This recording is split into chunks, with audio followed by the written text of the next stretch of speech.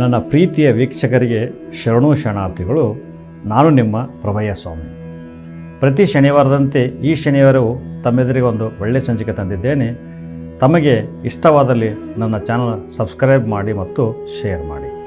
ಆಡಿದ ಮಾತನ್ನು ಆಡಿದ ವ್ಯಕ್ತಿ ಮರೆತಿರಬಹುದು, ಆದರೆ ಕೇಳಿಸಿಕೊಂಡ ವ್ಯಕ್ತಿ ಹಾಗೂ ಆ ನೊಂದ ಮನಸ್ಸು ಯಾವತ್ತಿಗೂ ಮರೆಯೋಲ್ಲ. ಸೋತಾಗ ಕೊಂಕು ಮಾತನಾಡುವವರ ಬಗ್ಗೆ ತಲೆ ಕೆಡಿಸಿಕೊಳ್ಳಬಾರದು. ಏಕೆಂದರೆ ಹುಲಿ ಬೆಟ್ಟದಿಂದ ಕೆಳಗಿಳಿದ ಮೇಲೆ ನಾಯಿಗಳು ಬೊಗಳುವುದು ಸಹಜ. ಬೇಗನೆ ಕೋಪ ಬರುವವರ ಮನಸ್ಸು ಶುದ್ಧವಾಗಿರುತ್ತದೆ.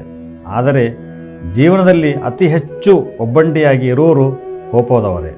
ಬೇಕು ಅನ್ನೋರು ಬೆಟ್ಟದ ತುದಿಯಲ್ಲಿದ್ದರೂ ನಿಮಗೆ ಹುಡುಕಿಕೊಂಡು ಬರುತ್ತಾರೆ. ಆದರೆ ಬೇಡ ಅನ್ನೋರು ಕಣ್ಣೆರುರಿದ್ದರೆ ಕಡೆಗಣಿಸುತ್ತಾರೆ. ಇಷ್ಟೇ ನಮ್ಮ ನಿಜ ಜೀವನ. ರಾಗಿಯಲ್ಲಿ ಕಲ್ಲು, ಹಾದಿಯಲ್ಲಿನ ಮುಳ್ಳು, ಸಂಬಂಧದೊಳಗಿನ ಸುಳ್ಳು ಇದ್ದಾಗ ಯಾವುದೇ ಮುಲಾಜಿಲ್ಲದೆ ತಾವು ದೂರ ಸರಿದು ತಿರುಗಿ ಸಹ ನೋಡಬಾರದು. ಗಾಳಿ ಮಾತನ್ನು ನಂಬಿ ಯಾರನ್ನೂ ಕಳೆದುಕೊಳ್ಳಬೇಡಿ. ಕೆಲವರು ದೂರದಿಂದಲೇ ನಿಮ್ಮನ್ನು ನಿಮ್ಮವರಿಂದ ದೂರ ಮಾಡುವ ಉದ್ದೇಶ ಹೊಂದಿರಬಹುದು. ಸತ್ಯದ ಜೊತೆ ಮತ್ತು ಸತ್ತವರ ಜೊತೆ ಜಾಸ್ತಿ ಹೊತ್ತು ಯಾರೂ ಇರಲ್ಲರಿ. ಇದೊಂದು ನೆನಪಿಟ್ಟುಕೊಳ್ಳಿ. ಈ ಜಗತ್ತಿನಲ್ಲಿ ಸುಳ್ಳು ಸೂಪರ್, ಸತ್ಯ ಲೋಫರ್, ನಿಯತ್ತಾಗಿ ಇರೋರು ಪಾಪರ್. 1000 ಗೋವುಗಳು ಗುಂಪು ಒಂದೇ ಕಡೆ ಇದ್ದರೂ ತನ್ನ ಕರು ಖಚಿತವಾಗಿ ಹುಡುಕಿಕೊಂಡು ಹೇಗೆ ಹೋಗುತ್ತದೆಯೋ ಅದೇ ವಿಧವಾಗಿ ಒಳ್ಳೆಯದು ಕೆಟ್ಟದ್ದು, ಪಾಪ ಪುಣ್ಯ, ನಾವು ಮಾಡುವ ಕರ್ಮಫಲಗಳು ಕೂಡ ಅದೇ ತರಹ ನಮ್ಮನ್ನು ಹುಡುಕಿಕೊಂಡು ಬರುತ್ತವೆ. ನಮ್ಮನ್ನು ಭಾರ ಅಂದುಕೊಳ್ಳುವ ಸಂಬಂಧಗಳ ಜೊತೆ ಬಲವಂತವಾಗಿ ಬದುಕುವುದಕ್ಕಿಂತ ಅವುಗಳಿಂದ ದೂರವಾಗಿ ಒಂಟಿಯಾಗಿ ಬದುಕುವುದೇ ಒಳ್ಳೆಯದು. ಕ್ಷಮಾಗುಣ ಅನ್ನೋದು ಹೃದಯವಂತರ ದೊಡ್ಡ ಸಂಪತ್ತು. ಆದರೆ ಅದನ್ನು ಹೃದಯಹೀನರಿಗೆ ನೀಡಿದಲ್ಲಿ ಅದೇ ಒಂದು ದೊಡ್ಡ ಆಪತ್ತು. ಕ್ಷಮೆಯೇ ಆಗಲಿ ದಾನವೇ ಆಗಲಿ ಯೋಗ್ಯರಿಗೆ ನೀಡಿದಲ್ಲಿ ಮಾತ್ರ ಅದಕ್ಕೊಂದು ಶ್ರೇಷ್ಠತೆ. ಅಹಂಕಾರ ಮತ್ತು ಸಂಸ್ಕಾರಕ್ಕೆ ಇರುವ ವ್ಯತ್ಯಾಸ: ಅಹಂಕಾರ ತುಂಬಿದ ಮನುಷ್ಯ ಇತರರನ್ನು ಅವಮಾನಿಸುವುದರಲ್ಲಿ ಸಂತೋಷಪಡುತ್ತಾನೆ. ಆದರೆ ಸಂಸ್ಕಾರದಿಂದ ತುಂಬಿದ ಮನುಷ್ಯ ತನ್ನನ್ನು ತಾನು ತಲೆವಾಗಿ ಇತರರಿಗೆ ಗೌರವವನ್ನು ನೀಡುವುದರಲ್ಲಿ ಸಂತೋಷಪಡುತ್ತಾನೆ. ಅಹಂ ಅತ್ಯಂತ ವಿಷಯಕಾರಿಯಾದ 2 ಅಕ್ಷರಗಳ ಪದ.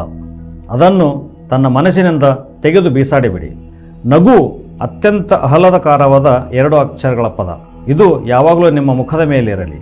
ವದಂತಿ ಬೇಗವಾಗಿ ಹರಡುವ 3 ಅಕ್ಷರಗಳ ಪದ. ಅದನ್ನು ಯಾವಾಗಲೂ ನಿರ್ಲಕ್ಷಿಸಿ.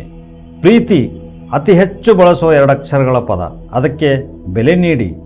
ಸ್ನೇಹ ಅತ್ಯಂತ ದೈವಿಕವಾದ 2 ಅಕ್ಷರಗಳ ಪದ. ಅದನ್ನು ಕಾಪಾಡಿಕೊಳ್ಳಿ. ಯಶಸ್ಸು ಕಷ್ಟಪಟ್ಟು ಕೆಲಸ ಮಾಡೋದು 3 ಅಕ್ಷರಗಳ ಪದ. ಅದನ್ನು ತಾವು ಸಾಧಿಸಿ.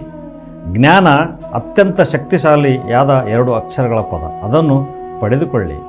ನಾವು ಅತ್ಯಂತ ತೃಪ್ತಿಕರವಾದ 2 ಅಕ್ಷರಗಳ ಪದ. ಅದನ್ನು ಯಾವಾಗಲೂ ಬಳಸಿ. ನಾನು ಅತ್ಯಂತ ಸ್ವಾರ್ಥಿಯಾದ 2 ಅಕ್ಷರಗಳ ಪದ. ಅದನ್ನು ಬಿಟ್ಟು ಬಿಡಿ.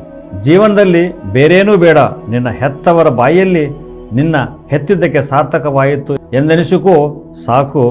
ಅದೇ ನಿನ್ನ ಅದ್ಭುತವಾದ ಸಾಧನೆ. ಸಮಯದ ಜೊತೆ ನಡೆಯುವ ಅವಶ್ಯಕತೆ ಇಲ್ಲ, ಸತ್ಯದ ಜೊತೆ ನಡೆಯಿರಿ. ಆಗ ಒಂದು ದಿನ ಸಮಯವೇ ನಿಮ್ಮ ಜೊತೆ ನಡೆಯುತ್ತಾ ಬರುತ್ತದೆ. ಮೊಬೈಲ್ನಲ್ಲಿ ಇರುವ ಬ್ಯಾಟರಿ ಖಾಲಿ ಆಯಿತಂತ ಯಾರಾದರೂ ಮೊಬೈಲ್ ಬೀಸಾಕ್ತೀರಾ? ಇಲ್ಲ. ಹಾಗಾದರೆ ಬೇಜಾರಾಗ್ತಿದೆ ಅಂದರೆ ಜೀವನ ಮುಗಿಯುತ್ತು ಕಣ್ರಿ. ಖುಷಿ ಅನ್ನೋ ಚಾರ್ಜ್ ಮಾಡಿಕೊಂಡು ಮುಂದೆ ಜೀವನ ನಡೆಸಿ. ಯಾರೋ ತುಳಿಯುತ್ತಾರೆ, ಬೆಳೆಯಲು ನನಗೆ ಬಿಡುತ್ತಿಲ್ಲ ಎಂದು ಯಾವ ಸಸಿಯಾದರೂ ನಿನ್ನ ಹತ್ತಿರ ಹೇಳಿದೆಯಾ? ಎಲ್ಲೂ ಅಳುಗಾಡದ ಸಣ್ಣ ಸಸಿಯಲ್ಲಿ ಇರುವ ಆತ್ಮವಿಶ್ವಾಸ ನಿಮ್ಮಲ್ಲಿ ಯಾಕೆ ಇಲ್ಲ? ಯೋಚಿಸಿಕೊಳ್ಳಿ. ಧನ್ಯವಾದಗಳು. ಈ ನನ್ನ ಸಂಚಿಕೆ ತಮ್ಮ ಮನಮುಟ್ಟಿದಲ್ಲಿ ದಯವಿಟ್ಟು ನನ್ನ ಚಾನಲ್ ಸಬ್ಸ್ಕ್ರೈಬ್ ಮತ್ತು ಶೇರ್ ಮಾಡಿ. ನಮಸ್ಕಾರಗಳು.